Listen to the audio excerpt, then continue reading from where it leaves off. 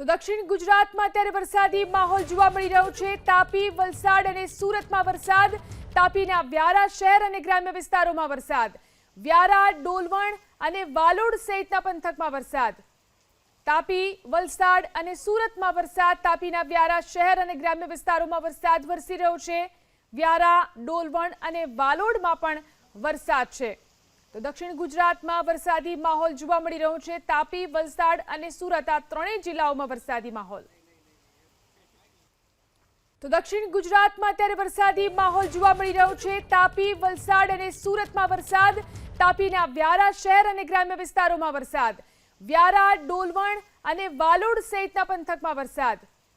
તાપી, વલસાડ અને સુરતમાં વરસાદ। તાપીના વ્યારા શહેર અને ગ્રામ્ય વિસ્તારોમાં વરસાદ વરસી રહ્યો છે। વ્યારા, ડોલવણ અને વાલોડમાં પણ વરસાદ છે। તો દક્ષિણ ગુજરાતમાં વરસાદી માહોલ જોવા મળી રહ્યો છે। તાપી, વલસાડ અને સુરત આ ત્રણેય જિલ્લાઓમાં વરસાદી માહોલ।